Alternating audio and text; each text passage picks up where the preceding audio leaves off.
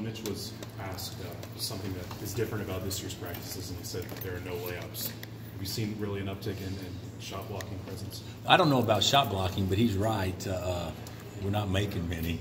I don't know if it's because of shot blocking or presence, or maybe we don't shoot it as good as we have in the past. But yeah, it doesn't seem to be as many easy baskets. I think practices will be more competitive just because we have more numbers. We hadn't had numbers for a couple of years, and we certainly have numbers now. But you guys invested a lot of time recruiting Devon Dotson. What did you see in him at that time, and kind of what's your vision for him? Well, I think he could be a great one. I mean, not a good one, a great one. I think that if you're going to recruit somebody, especially in the backcourt, you know, the first thing you probably look at is explosiveness, quickness, and he's got probably about as much as anybody we've had here. He's in the same league with Frank as far as explosive and fast. Not saying he's Frank now, but he's probably further along than Frank was when he got here. And so, you know, if he continues to develop, and he's got to develop a better stroke, but it is getting better, then he'll be hard to guard. How did that competitiveness show up, or did it show up in boot camp? I mean, they talk about coming together all the time there. Yeah, I don't know that we pitted them against each other much in boot camp. I think we pitted them more against me or more against the clock, or made them kind of bond together. But they did a good job, and you know, you can ask. I was asking one of the other coaches or somebody the other day. I said, you know, comparing this back when the Twins were here and Thomas was here, good gosh, it's night and day. You know, these guys do everything right. And next question was, well, which ones would you rather have on game night, though? Hopefully these guys, you know, but it still remains to be seen. These guys, they did exceptionally well. Would you be disappointed if the opponents don't have a real low, like 2-point field goal percentage? Yeah, I would say the last 2 years we haven't taken a step sideways. We've probably taken a step backwards when it comes to our field goal percentage defense and just how good we were defensively. So I would be very disappointed if we don't, if we aren't much better in that area, and including rebounding also. But I will also say this: we better be better in that area, because I don't think we're going to shoot the ball quite as well as those other teams. So usually when you have good teams, they're able to offset some weaknesses by being strong in other areas. And that, you know, we should be a pretty good half-court defensive team. Should be. What do you think about this edition of late night? Is it something the players really like after all the work they put in?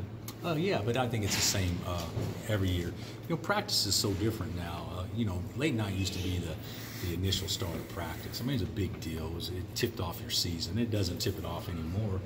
You know, your first day of school tips it off now, because you can have 4 hours a week, and which may not seem like a lot, but hey, 1 hour a day, 4 days a week, that's quite a bit. And so, you know, we've got some stuff in, and our first practice is going to be today. And the reason we didn't do the program is because I can't count to 42 backwards from our first game. I thought it was this Friday, to be real candid with you. So then when I realized, I mean, we could start on Tuesday. We don't have to wait till Friday. That's why we postponed the program. But today is going to be the easiest first practice of all time. It's going to be a walkthrough.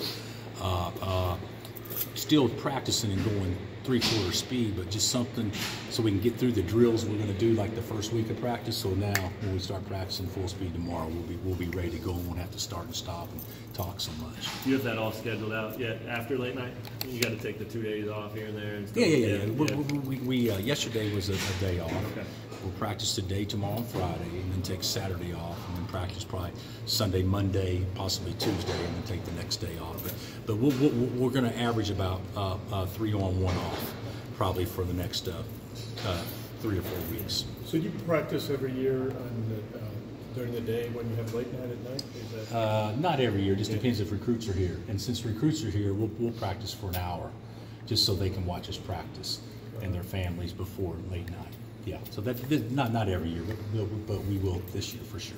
Coach, since you're right at the start of this thing, what influence, if any, can the effect of having a team that has had the recent taste of the Final Four have on preparations for heading into it again this year?